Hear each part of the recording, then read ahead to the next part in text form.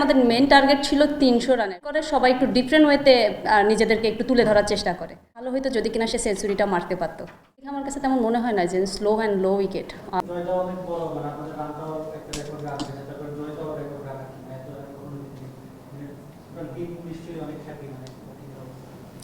আসলে যখনই হইতেছে টিম রেজাল্ট করে সবাই একটু ডিফারেন্ট ফেসে থাকে, কারণ সবাই চেষ্টা করে যে আমার ম্যাচটা উইন হোক বা আমরা একটা ভালো রেজাল্ট দিই, বাংলাদেশকে একটা ভালো রেজাল্ট দিই। তারপরে দেখা যাইতেছে যে যখন ম্যাচ উইন করে সবাই একটু ডিফারেন্ট ওয়েতে নিজেদেরকে একটু তুলে ধরার চেষ্টা করে।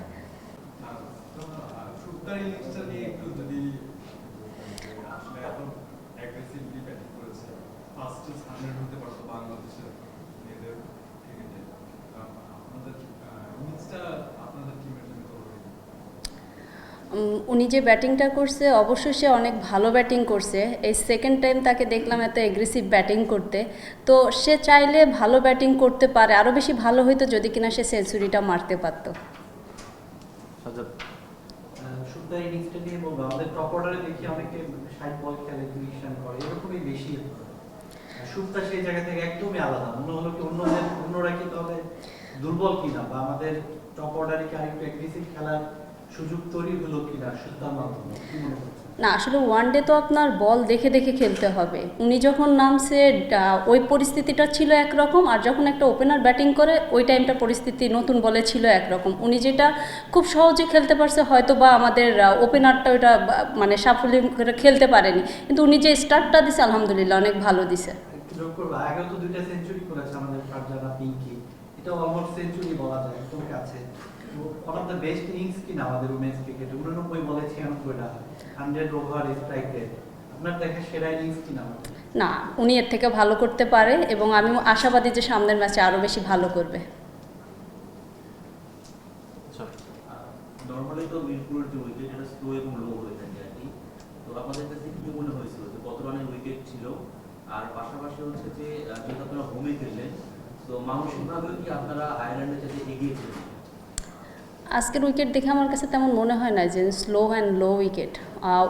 দেখবেন ওরা যখন বল করছে ওদের কিছু বল আমাদের চেস্টের উপর থেকে গেছে। তো যদি লো উইকেট থাকতো সেটা থাকতো হাঁটুর নিচে। তো উইকেটটা ভালো ছিল, হয়তো বা সাম বল আপনার হয়েছে 2-1টা বল নিচে হয়, কিন্তু উইকেট ভালো ছিল। উইকেটটা কত রানের ছিল?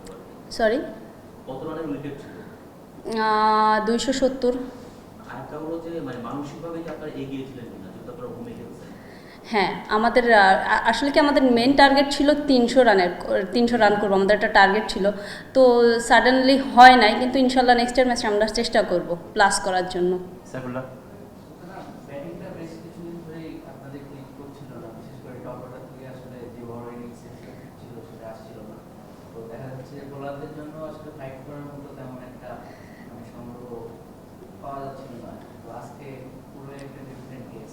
তো অ্যাজ এ বোলার এই ব্যাপারটা আপনাদের জন্য কতটা? আমি যখন প্রথমে রানটা দেখছি যে রানটা আপনার 200 প্লাস হইতেছে, তখন থেকে আমি ভেবে নিছি যে না, আজকে আমাদের বোলারদের খুব ভালো একটা অপরচুনিটি আছে যে ভালো মতো বল করতে পারলে আমরা এটা নিজেরাই ম্যাচটা বের করে নিয়ে আসতে পারবো। তো আমি, নাহিদা, রাবেয়া, ফাইমাপু একসাথে যখন 4 জন কথা বলছি, আমাদের কাছে মানে উনরা আর কি সিনিয়র আমাদের কাছে বলছে যে আজকে যত পারি আমরা উইকেটে বল করবো, উইকেটের বাহিরে আমরা কোনো চান্স দিব না। হয়তো বা সাডেনলি 1-2টা বল পড়ে যায়, আসলে এটা তো আমাদের হাতে থাকে না, কিন্তু আমরা চেষ্টা করছি যে আমরা উইকেট টু উইকেট বল করার জন্য। আজকে যে স্টার্টটা ছিল খুবই স্লো ছিল, এটা টিম স্ট্র্যাটেজি ছিল না, আরো একটা জিনিস সেটা হচ্ছে যে আরো একজন পেসারের অভাব বোধ করেছিল না, কারণ হইতেছে মারুফা যে স্টার্টটা দিছে, দেন হইতেছে আমি একটা এক্সপ্লেন করে দেওয়ার চেষ্টা করছি, দেন আপনার নাহিদা আসছে। তো সব কিছু মিলে আমার কাছে মনে হয়েছে যে না, ঠিক আছে, 4টা স্পিনার একটা পেসার। আর যদি সাডেনলি লাগতো 2-1টা ওইখানে দেখা যাইতেছে আপনার অপশনাল বলার তো আছেই, ওটা ট্রাই করতো। ব্যাটিং এর স্লো স্টার্টটা আসলে টিম স্ট্র্যাটেজি ছিল। আরেকটু এগ্রেসিভ দরকার ছিল।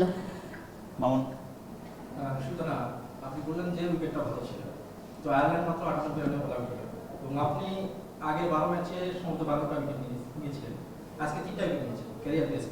তো এই ব্যাপারে বলবেন যে বোলিংটা আসলে কীভাবে কোন প্ল্যানে করেছেন? দেন প্ল্যানটার মূলত থাকে হইতেছে হেড কোচের। জাস্ট আমাদেরকে বলে দেওয়া হয় আমাদের কি করা উচিত ওই টাইমে, যে একটা আপনার মিডিল অর্ডারে কি করব বা হইতাছে আপনার শুরুর দিকে কি করব, এটা ওনাদের প্ল্যানিং অনুযায়ী যদি করতে পারি, দেখা যেতেছে যে দুই একটা বল তো এদিক ওদিক হয়ে যায়, কিন্তু আমাদের প্ল্যানিং ছিল আমরা উইকেট ছাড়বো না। তো উইকেটে যে আমরা বল করতে পারছি শেষে গেইনার হয়েছি। সুলতান, আপনি, নাহিদা, রাবেয়া সবাই ধারাবাহিক পারফর্মার, আসলে ভালো করছেন আপনাদের স্পিনে। এর আগে ছিল সালমা খাতুন, তার বিকল্প হয়ে উঠেছেন এবং দুর্দান্ত বোলিং করছেন। আসলে সেই বিকল্পটা আমরা পেয়েছি মনে হয় আপনার মাধ্যমে।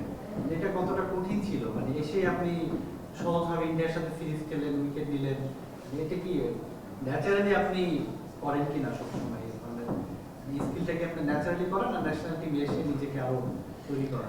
না, আমি আগের থেকেই বোলিং করতেছি, কিন্তু ন্যাশনাল টিমে আমার কাজ কি? আমার বোলিং করা। তো আমি যদি ঠিকমতো আমার টিমকে কিছু না দিতে পারি, টিম আমাকে কেন রাখবে?